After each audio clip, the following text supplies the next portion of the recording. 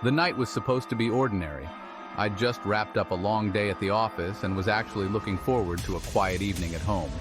Living in a small, suburban neighborhood just outside Milwaukee, I'd gotten used to the predictable calm. A little too calm sometimes, if I'm being honest. But on that night, the quiet turned wrong. It was just after 8 p.m. when the power went out. I was in the middle of reheating some leftovers, staring at the microwave and waiting for the timer to finish, when suddenly everything went dark. It wasn't a gradual flicker. 1 second, lights were blazing, and the next, total inky darkness. I waited a second, hoping it'd flicker back on, but nothing. I thought about calling my neighbor Joe, a few houses down. Joe's a retired Army guy who'd made it his personal mission to know every single person on the block. He was the type you went to if you needed a tool, some yard advice, or even just a strong opinion. But just as I picked up my phone, a notification popped up from the local emergency app. Power outage reported in your area. Crews are investigating. I sighed, thinking, without power, it'd be a long night. As I set my phone down, my eyes adjusted to the darkness, and I could make out faint shapes: the couch, the armchair, the kitchen counter. I tried not to let my mind wander, but there's something eerie about the stillness when everything is dark and silent. No fridge humming, no streetlights casting shadows outside. Just nothing. Minutes went by and then my phone buzzed. It was Joe. His text was short. "Stay alert." I typed back, "Power's out on your side too?" The reply came fast. "Yeah, keep your lights off and don't go outside." Joe was always a bit paranoid, but the guy had instincts.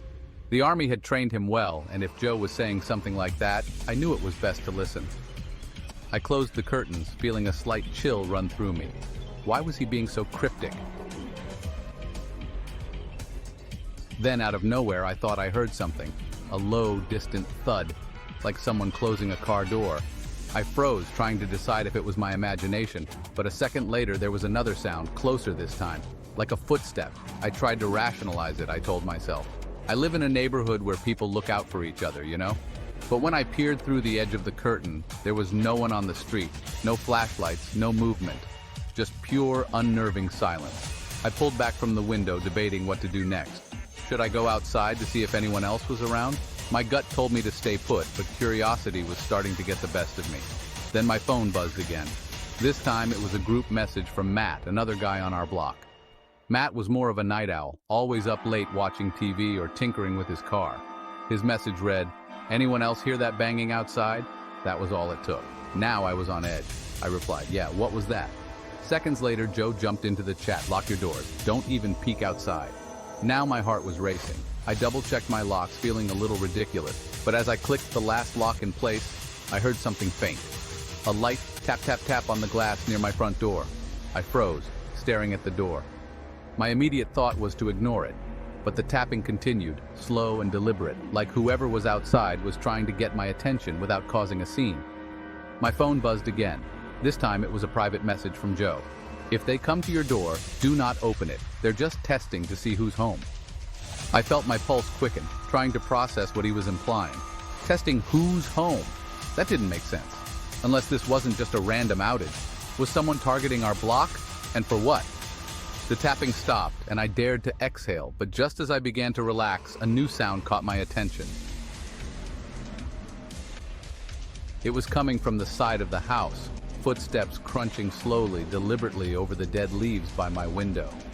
I crouched down, peering out through a narrow gap between the curtains, and saw a figure dressed in dark clothing moving alongside my house, right by my bedroom window.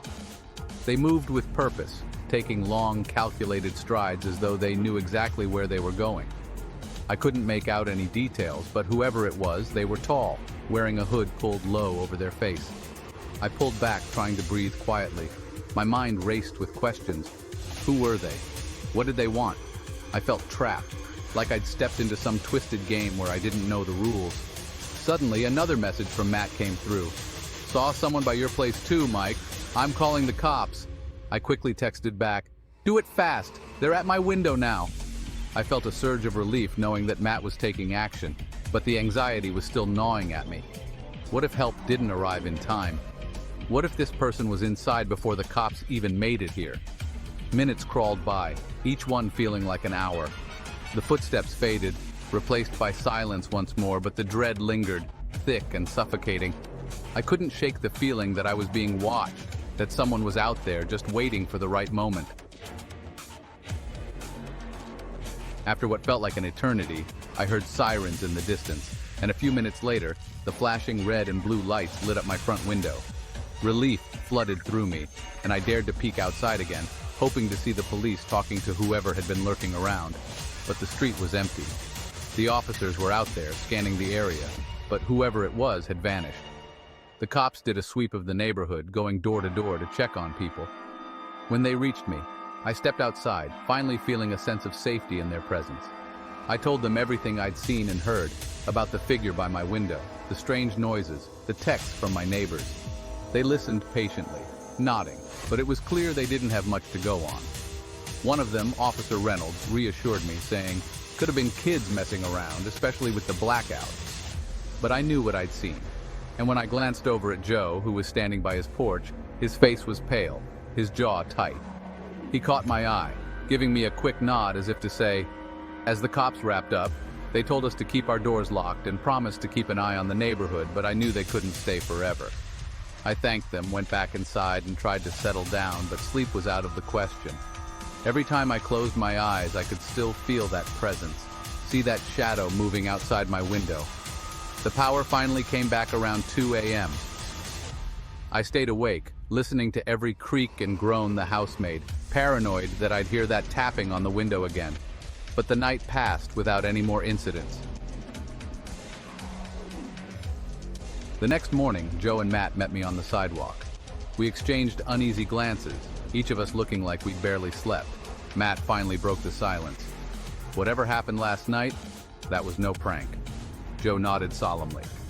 "We'll keep an eye out, and from now on, let's make sure we're all ready if this happens again." As I looked at my two neighbors, I felt a strange mix of fear and reassurance. We might never know who was out there or why, but at least we had each other's backs. And in a neighborhood as quiet as ours, maybe that was the best security we could ask for. I haven't had a blackout since, but I'm always ready. Because once you experience a night like that, you never really forget.